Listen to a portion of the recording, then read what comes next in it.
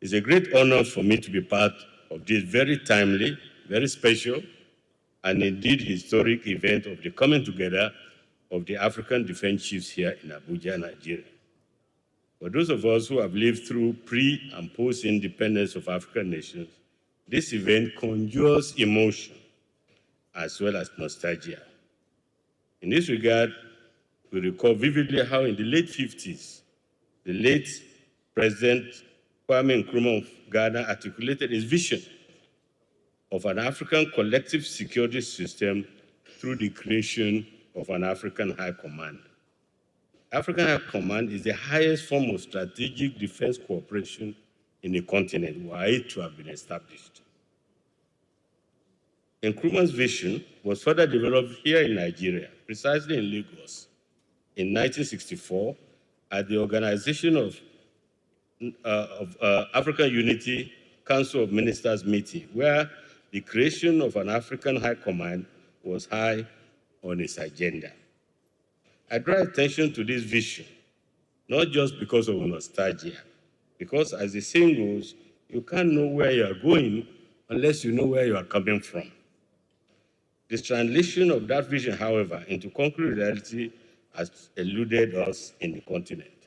This is largely due to the fact that we have to first secure our respective countries before we can then, in the concentric circles of defense policy, secure our respective regions as we strive to secure our continent. It's therefore very symbolic that Nigeria is hosting this conference of African defense chiefs today, the very first of its kind in 2025, some 61 years on. I therefore congratulate Mr. President, His Excellency, Asiwaju Bola Ahmed Tinubu, GCFR, for facilitating this crucial African summit. Indeed, securing Nigeria has made it possible for the country to be at the forefront of securing West Africa.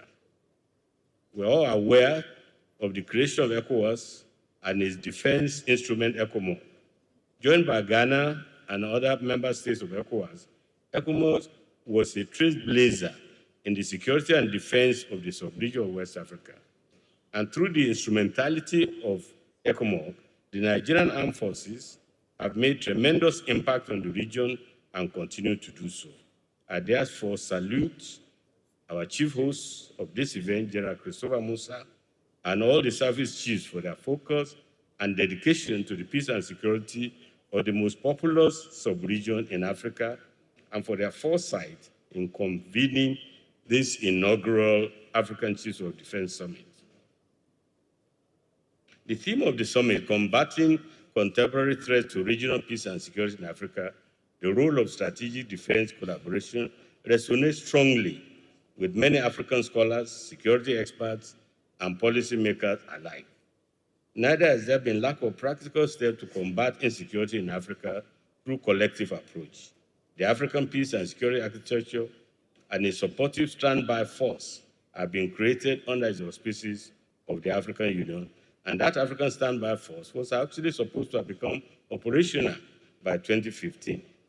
The African Union Agenda 2063 emphasized silencing the guns by the year 2020, which has passed, and now shifted to 2030. Still, the guns are still blazing as Sudan, South Sudan, the Sahel, the Democratic Republic of the Congo, and Southern Africa continue to witness violent conflict. According to some research work done by the African Research Network for Regional and Global Governance, Innovation, with headquarters in Savannah Center for Diplomacy, Democracy, and Development here in Abuja, there are now over 1,000 insurgency groups in Africa, and the number keeps rising. And the majority of our Regional Economic Commission are actually dealing with banditry and terrorism and other forms of insurgency. So regional economic communities, what's supposed to be primarily about economic integration, has to, of course, devote a lot of its attention to issues of dealing with banditry, terrorism, and insurgency. Let me conclude by expressing the strongest conviction that Africa's collective security can only be enhanced with active, practical, and proactive collaboration at the regional and continental levels. There must be synergy in military cooperation, promotion of common training, promotion of common doctrinal concepts, sharing of intelligence, the interoperability of armaments, but also capacity building, particularly in airlifting, all of which are essential for operationalization of the African Standby Force. We must also upgrade and strengthen our defense industries and own our technologies in order to avoid control from external forces. Finally, this summit, this historic summit, the very first of its kind, of African defense chiefs, should not yet be another talk shop.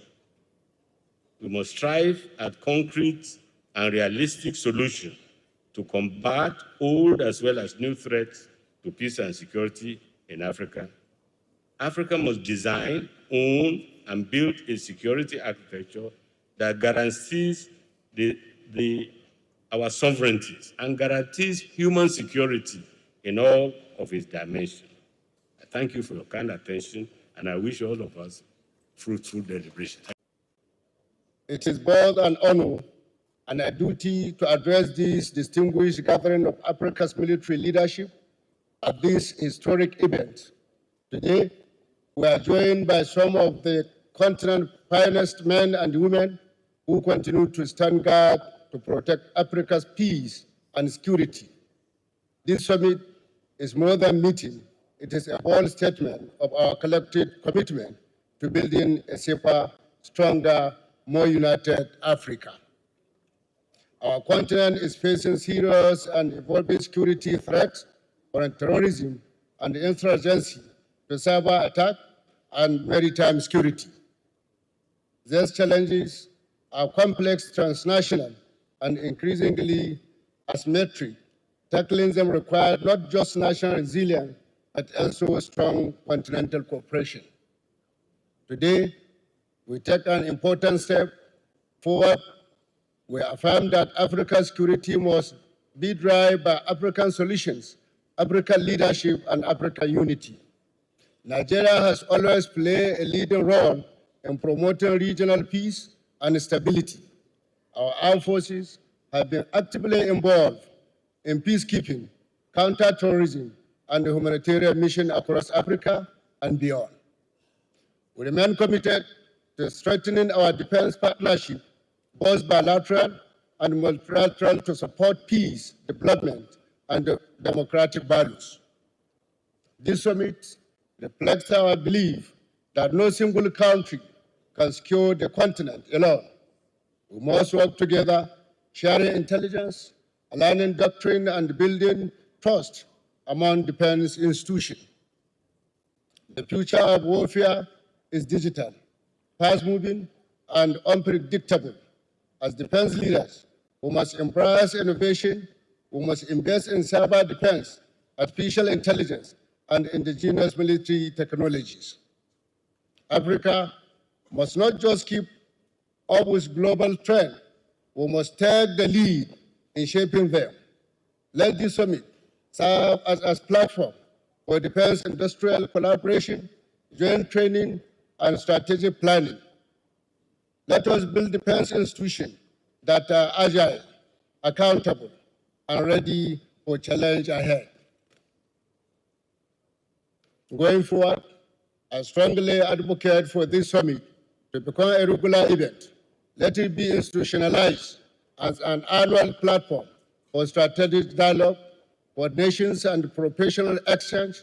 Let us, from working groups and task forces, to sustain the momentum beyond this gathering. Let us build a continent where peace is permanent and our armed forces stand as a symbol of pride, professionalism, and progress. I must also acknowledge and appreciate the President and the Commander-in-Chief of the Armed Forces of the Federal Republic of Nigeria, His Excellency President Bola Ahmed Tinubu, for his outstanding leadership and continued support to the Armed Forces of Nigeria. I also commend the Chief of Defense Staff, General C.J. Musa, for his exceptional leadership and foresight in organizing this inaugural African Chief of Defense Staff Summit. His commitment to regional cooperation, operational excellence, and continental security has set a new standard in defense diplomacy.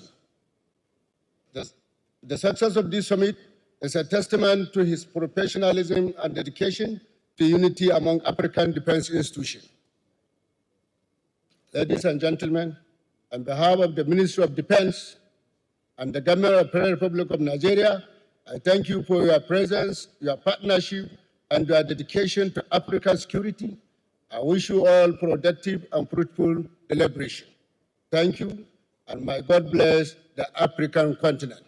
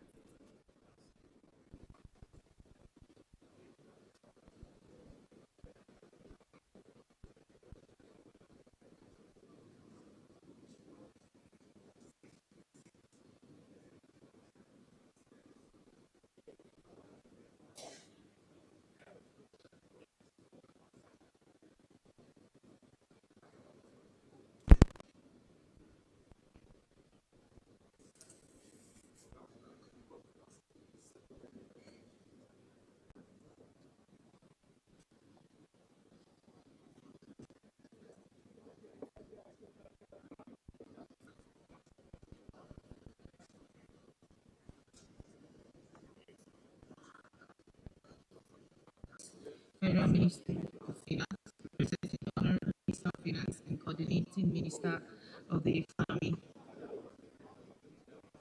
Would like to call for the national anthem at this time.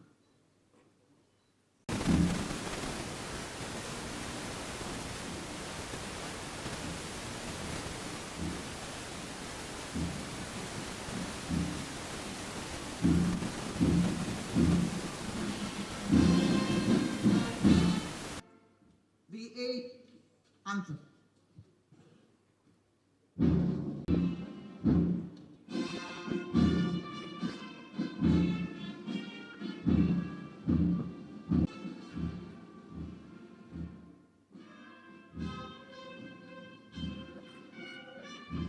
Photographers, please help us with this arrangement so people can be seen at they have to go to the top and then stand in the back. Correct. More people can join in.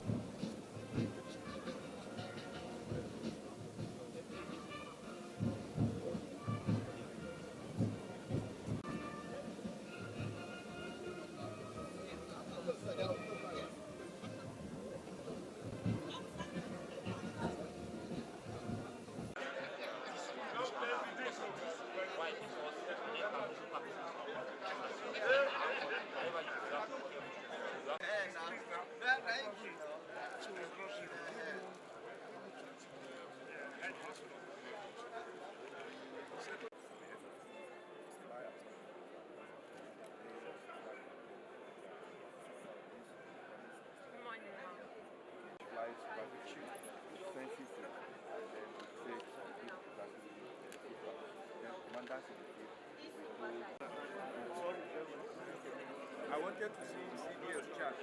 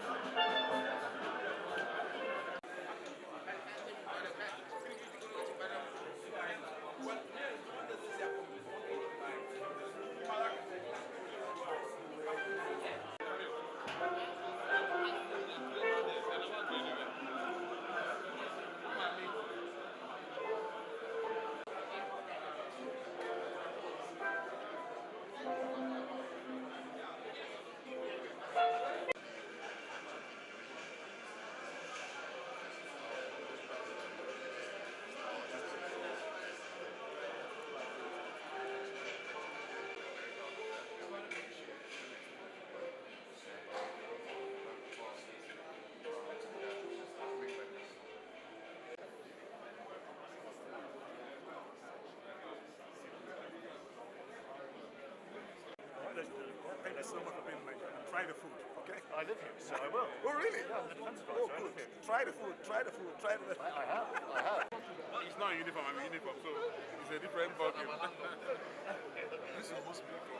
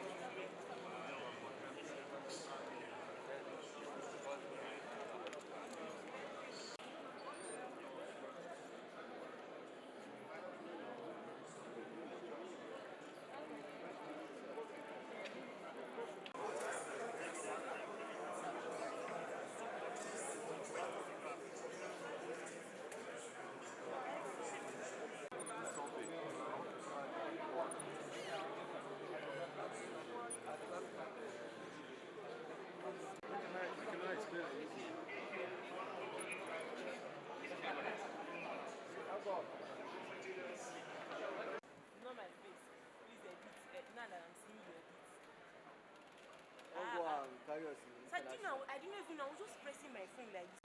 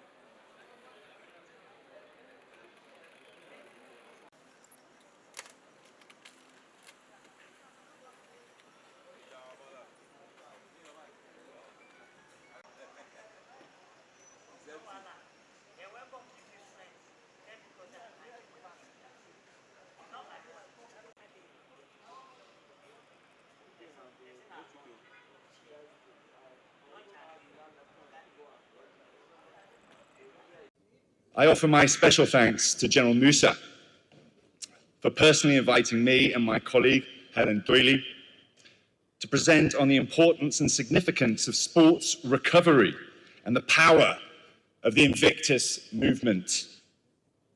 I would like to take this opportunity to highlight the legacy that General Musa is establishing here in Nigeria as a result of his championing the Invictus movement and developing sports recovery on behalf of his troops. We recognize and acknowledge the gravitas of this event, proven by the concentration of so many senior figures, decision makers, and leaders who have traveled so far to be here today. My name is David Wiseman. I served as an infantry officer in the British Army and had the honor of commanding soldiers in both Iraq and Afghanistan. Unfortunately, my career was cut short after I was shot in the chest during a firefight with the Taliban in 2009. I carry the round in my chest today. It's rattling around in there somewhere. Engaging in sport and adventurous challenge was key to my own recovery. Post-injury, I successfully climbed some of the world's highest mountains and swam competitively at an international level. These experiences taught me the power of sport as a catalyst for successful rehabilitation, in rediscovering passion for living after life-changing injuries, in realizing potential to do more, to move into a career after the military, and in creating a new identity that wasn't bound to or defined by wounds, limitations, or the scarring experiences that I'm sure many of us in this room share. Since leaving the army, I have dedicated my life to helping others achieve this success. I now serve on the senior leadership team of the Invictus Games Foundation. So what is this Invictus movement? The Invictus movement started in 2014 with the inaugural Invictus Games in London, started by Prince Harry, the Duke of Sussex, who continues to lead the movement today. The Invictus Games has been repeated every 2 years in cities around the world, with hundreds of injured personnel gathering from 25 nations to compete across a range of adaptive sports. It's an incredible public spectacle, with world leaders supporting in the stands alongside competitors, friends, and families, plus tens of thousands from the general public, all whilst being broadcast to millions around the world. The Invictus Games are yet to be held in Africa. It is our genuine hope that they will do someday soon. Between and beyond the Games, the Invictus Games Foundation works hard as the world's leading NGO, supporting wounded, injured, and sick service personnel and veterans through sport and adventurous challenge.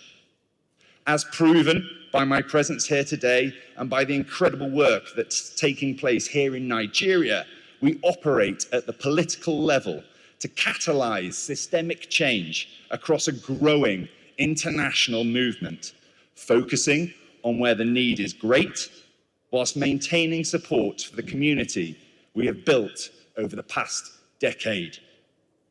The establishment of sports recovery is not just the right thing to do, based on the enhanced recovery and rehabilitation outcomes that result from engaging in sports recovery activity.